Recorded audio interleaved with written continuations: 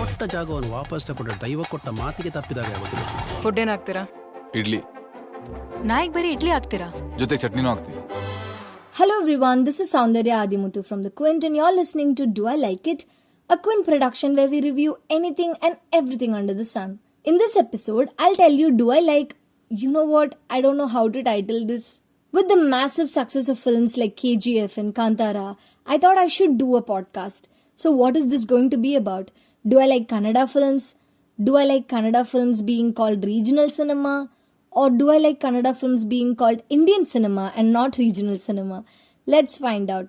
But before that, go subscribe to the Quint's YouTube channel and follow us on all podcast streaming platforms. In life, things happen. And even if nothing's happening, that's still something happening, right? So on this show, we talk about things that happen. We get an esteemed panel of highly jobless people to answer the million-dollar question. Do I like it? Kantara is making huge waves in the country right now. The film was initially released in Kannada and following the massive response, within weeks, it got dubbed in multiple languages like Hindi, Tamil, Telugu. And as per the IMDb India's latest list, as of 17th October, Kantara has secured the #1 spot in India's current top 250 films. It has become a bona fide box office champion, breaking records every passing day. I know there is this general perception that as an audience or as a fan, you shouldn't be talking about numbers. It's just for the film fraternity to dig their heads into. For the audience, it's always about content, whether it is good or bad. But I think that's true to an extent. But what's very, very important for us to recognize is that box office numbers are not just an indication of the money that the film has made. It also means that there is footfall, right? Which is the number of people who are flocking to theaters to watch this film. Bigger the box office number, it means the number of people who are watching the film in theaters is also very high. Despite the fact that they could, wait until the film gets released in OTT, despite the fact that they could opt to choose, illegal streaming sites. And I believe that's no joke, especially post the pandemic times. So many people are wanting to watch your film in theaters over the comfort of their homes. That's amazing. And in that sense, Kantara has struck the right chords. The reception has been great across the board, from fans, film fraternity to critics. Everywhere the film is doing amazingly well. And the word of mouth is just so strong and the film is having its dream run. But is Kantara the first Kannada cinema to travel the less trodden path of being the successful pan-Indian film? No. Obviously, we know there was this huge franchise, KGF Part 1 and Part 2. And we also saw 777 Charlie, which had a very warm reception across the country. And then we had Vikrant Rona, and that had a decent run. Of course, I know Bahubali was a pioneer in creating this path of a pan-Indian film, but Kannada film industry just followed suit quite quickly. And I think the reason why we feel so ecstatic about this Kannada film industry making it so big is because it was never really on the map. Compared to a Bahubali or a RRR or, Vikram or Ponniyin Selvan in Tamil, I think the reason why we feel so ecstatic about Kannada film industry making it so big in the pan-Indian level is because initially it was really not on the map. There were gems in Kannada before, no doubt about that, but no one noticed them until a Yash's KGF was made.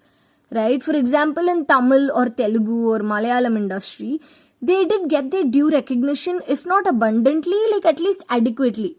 For example, if you ask someone in the north about Tamil cinema, they might actually know it to an extent because there are so many artists who are looked at as a representation to this particular industry. For example, Rajinikanth, Kamal Haasan or A.R. Rahman or Mani Ratnam. And similarly for Malayalam too, we have Mammootty, Mohanlal. And for Telugu, we have Nagarjuna, Mahesh Babu, so many people. And major part of their identities is that they are from that regional industry. Now coming to Kannada film industry, of course, we had Puneeth Rajkumar or Gicha Sudeepa, but they were individually great stars, you know what I mean? Unfortunately, Kannada is one industry that did not get the visibility it deserved. And that is why this growth just feels so exponential. It's like a fetus in a mother's tummy grew and, it was not born as a baby, but as a fully grown 20-year-old guy. How surprising that would be. Because the kind of growth the Tamil, Telugu or Malayalam cinema has seen is good. because they had decent recognition before. But for Kannada, it just feels so exponential and so sudden. It's like out of nowhere, like a huge surprise package. Yash's KGF 2 ended with a cliffhanger about an upcoming sequel, and Dhruv Sarja, he has a couple of pan-Indian films in his kitty. And you know what's more interesting in Kannada film industry is that these directors, they are making pan-Indian films for debutants also. Like for instance, Banaras and Junior, they are a couple of pan-Indian films with debutants which are in the pipeline. And I know that feels like quite a gamble, but also a brave choice. You know, it shows a conviction that the filmmaker has on his content. So it isn't really just about the stars anymore for them. Like huge stars do not really mean that they could guarantee a great run at the box office. Maybe they will help with the opening day, you know, bringing in the audience to the theater, but for the audience to really like the film and continue coming to theaters, it all lies in the content. You know, because the audience are exposed to so much of content and information, especially with the rapid growth of OTT platforms post the pandemic specifically. Even if the content is not like out of the box, the presentation has to be.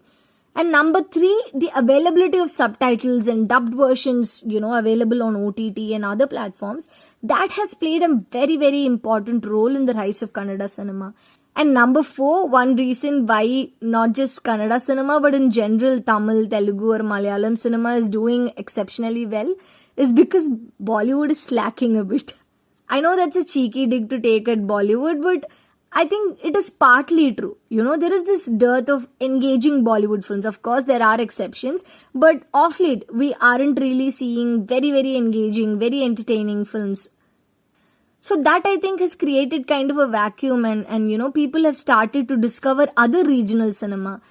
You know what, it's like the moral story we learnt back in the day in kindergarten. You know, the rabbit turtle story. The rabbit runs faster, but it takes rest for a long while, chilling under the tree. And then goes the turtle, slow and steady, but still wins the race. Yeah, so Bollywood is the rabbit. Anyways, after all this talk, one thing is for sure, just like how everyone addresses Bollywood as Indian cinema, the time has now come where we no longer need to call Tamil or Telugu or Malayalam or Kannada as regional cinema anymore. I know it's not a bad word or something, but yeah, I think it's high time we address them as Indian cinema as well because they rightfully earn their place. And so Kannada cinema, just like Bollywood, is Indian cinema. And yeah, that was this episode of Do I Like It? Follow us on Instagram at The Quint and tell us what you want us to talk about next week. And check out our website, thequint.com, for more groundbreaking reports and videos. This was Soundarya Athimuthu, and I'll see you in the next one.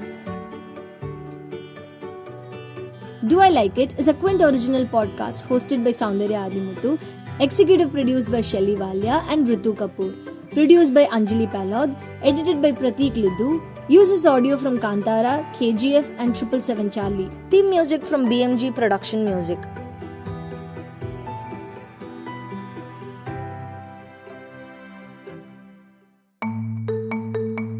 You were listening to the Quint's podcast.